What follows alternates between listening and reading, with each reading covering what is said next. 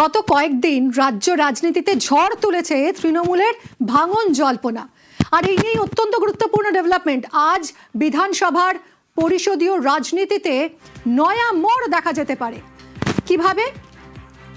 যতদূর জানা যাচ্ছে যে তৃণমূলের বেসুরো বিধায়করা 2/3 মেজরিটি অর্থাৎ এক্ষেত্রে 53 জন বিধায়ক এই সংখ্যা জোগাড় করতে পারলেও এক্ষুনি দল ভাঙার পথে নাও হাঁটতে পারেন।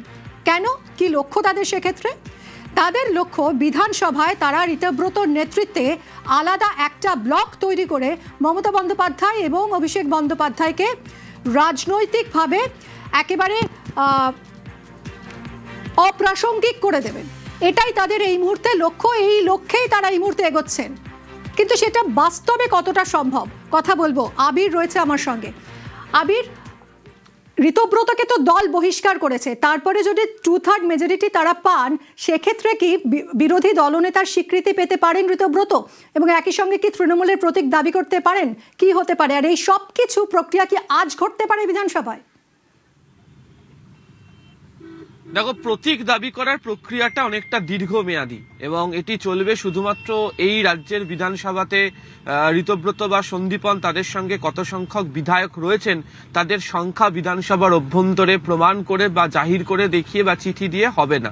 এক্ষেত্রে দাঁড়িয়ে যেহেতু তৃণমূল কংগ্রেসের প্রচুর সদস্য লোকসভা এবং রাজ্যসভাতেও রয়েছে, সেখান থেকেও 2/3 মেজরিটি যদি বেরিয়ে অন্য কোনো রাজনৈতিক দলের সঙ্গে যান বা যে ব্লক তৈরি করার কথা বলা হচ্ছে যে ঋতব্রত সন্দীপনের একটা আলাদা গোষ্ঠী তৈরি করতে চলেছেন, যদি সেদিকে গিয়ে নির্বাচন কমিশনকে জানান, তখন যে প্রতীক হস্তান্তরের যে প্রক্রিয়া সেটি সম্পন্ন হতে পারে। আজকে যেটি হতে চলেছে কিছুক্ষণের মধ্যে আমাদের কাছে যা নির্দিষ্ট খবর, বেলা 10:30টার সময় রাজ্য বিধানসভার অভ্যন্তরে একটি বৈঠক রয়েছে, যে বৈঠকে ঋতব্রত সন্দীপন সহ 60 বিধায়ক তাদের যোগ দেওয়ার কথা। এর মধ্যে হয়তো অনেক বিধায়ক এসে উপস্থিত না হলেও তাদের যে সমর্থন ঋতব্রত এবং সন্দীপনদের সঙ্গে রয়েছে, সেই মর্মে একটি চিঠি ইতিমধ্যেই প্রস্তুত হয়েছে।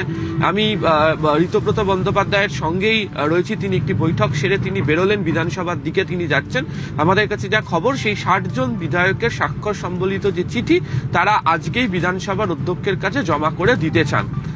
দ্বিতীয়ত হচ্ছে 10:30টার সময় বৈঠকটি ডাকা হয়েছে কেন? বৈঠকটি ডাকা হয়েছে যে চিঠি বিধানসভার অধ্যক্ষের কাছে জমা দিলেই যে সেটাকে যদি কোনো আইনত প্রক্রিয়ার দিকে এগোয়, বিধানসভার তরফ থেকেও গোটা পদ্ধতি বা নীতি মেনে শুধুমাত্র চিঠি নাও দেখা হতে পারে।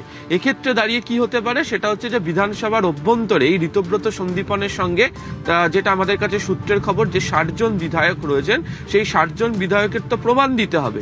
তখন কি উপায়? তখন হচ্ছে বিধানসভার অধিবেশন যখন শুরু হবে, সেই অধিবেশনের মধ্যে দাঁড়িয়ে তাদের তরফ থেকে বিধানসভার অধ্যক্ষের কাছে আবেদন করতে হবে যে তারা, যেহেতু তারা দুজন বহিষ্কৃত তৃণমূল কংগ্রেস থেকে আনঅ্যাটাচড বিধায়ক, কিন্তু তাদেরকে দাবি করতে হবে যে তৃণমূল কংগ্রেসের তরফ থেকে যে বিধায়করা রয়েছেন সেই বিধায়করা তাদের সঙ্গে রয়েছেন এবং সে কারণে তারা দাবি করছেন যে বিধানসভার অভ্যন্তরে বিরোধী দল হিসাবে বা ব্লক হিসাবে তাদেরকে স্বীকৃতি দিক এবং তারা যাদেরকে বিরোধী দলনেতা, বিরোধী দলের চিফ হুইপ, বিরোধী দলের ডেপুটি লিডার হিসাবে তারা যাকে নিয়ে আসতে চান তাকে যেন গ্রহণযোগ্য করা হয় বা বিধানসভা যেন স্বীকৃতি দেয়।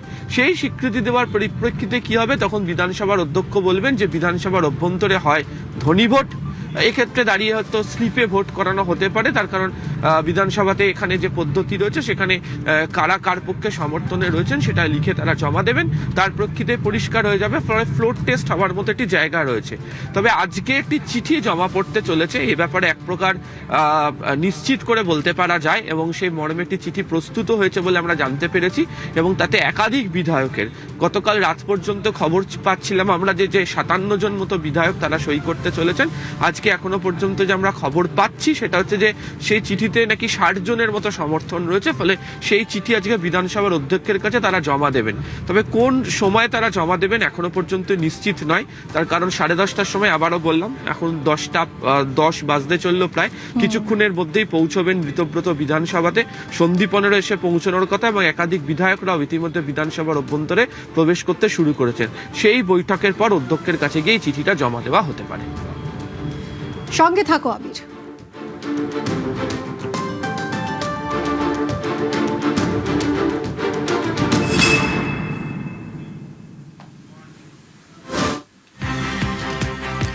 এদিকে তৃণমূলের ধাক্কাটা শুধুমাত্র এ রাজ্যেই আটকে থাকছে না, লক্ষ্য এবার দেশের রাজধানী অর্থাৎ দিল্লি।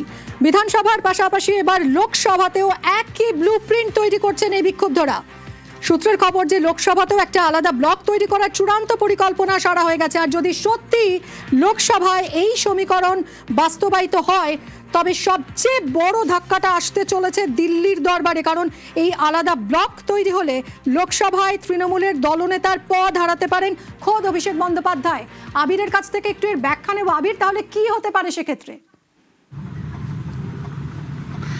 দেখো, শুরুতেই তোমাকে এটা বলছিলাম যে প্রতীক যদি দাবি করতে হয় তাহলে হচ্ছে লোকসভা রাজ্যসভাতেও যে 2/3 মেজরিটি রয়েছে তাদেরকে জানাতে হবে যে তারা তাদের নেতৃত্বের প্রতি অনাস্থা প্রকাশ করছে, এবং তারপরে তারা সকলে একত্রে মিলে যদি যান নির্বাচন কমিশনের কাছে, তখন নির্বাচন কমিশন নিয়ম অনুযায়ী গোটা প্রক্রিয়া দেখে প্রতীক হস্তান্তরের বিষয়টি তিনি করতে পারেন। তবে সেই প্রক্রিয়ার আগে এটা খবর যে লোকসভা এবং রাজ্যসভা উভয় ক্ষেত্রেই একাধিক বেসুরো সাংসদ তারা তৈরি হয়েছেন। কয়েকজন ইতিমধ্যে মুখও খুলেছেন, কয়েকজনকে তুমি দেখতেও পাচ্ছ যে তারা কোনো কর্মসূচিতে অংশগ্রহণ করছেন না, তারা অন্যান্য কাজ নিয়ে ব্যস্ত রয়েছেন। ফলে তাদের তরফ থেকেও লোকসভার অভ্যন্তরে যদি হঠাৎ করে দেখতে পাওয়া যায় একটা ব্লক তারা তৈরি করলেন, তারা বদল হয়ে গিয়ে স্পিকারকে জানালেন, তাতে অবাক হওয়ার মতো কিছু নেই। এবং এই গোটা প্রক্রিয়াটি এগোতে শুরু করেছে। এমনও খবর পাওয়া যাচ্ছে যে উত্তরবঙ্গের এক সাংসদের তরফ থেকে বিভিন্ন সাংসদদের সঙ্গে কথা বলা হয়েছে, আবার দক্ষিণবঙ্গের বেশ কয়েকজন সাংসদরা রয়েছেন তারাও এই বিষয় নিয়ে তারা কথা বলতে শুরু করেছেন।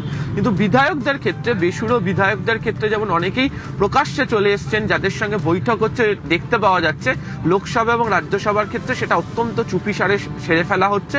এবং যেটা জানা যাচ্ছে যে সামনের যে সংসদীয় অধিবেশন রয়েছে সেই সংসদীয় অধিবেশনের মুখেই এই ঘটনা ঘটতে পারে।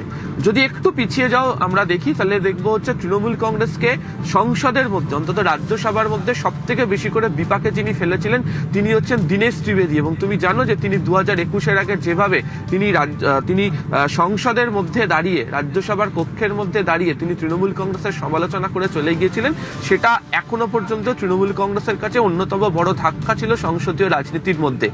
এবার যদি একসঙ্গে এতগুলো সাংসদ তারাও যদি বেরিয়ে চলে যায় তাহলে অন্যতম বড় ধাক্কা হবে তৃণমূলের কাছে। এবং আমাদের কাছে খবর সেই প্রক্রিয়াও একাধিক সাংসদদের তরফ থেকে শুরু করা হয়েছে, এবং তারাও যে বেশিরও তার প্রমাণ বিভিন্ন সময় বিভিন্ন তাদের যে কর্মপদ্ধতি, তাদের যে রাজনৈতিকভাবে তারা যে ধরনের প্রক্রিয়া নিয়ে এগোচ্ছেন তাতে উঠে আসছে। অর্থাৎ বিধায়কদের মধ্যে অনেকেই মুখ খুললেও প্রকাশ্যে, কিন্তু সাংসদদের মধ্যে কিন্তু একটা চোরা স্রোত চলছে। এখন পরিস্থিতি কোন দিকে এগোয় সেটাই দেখা।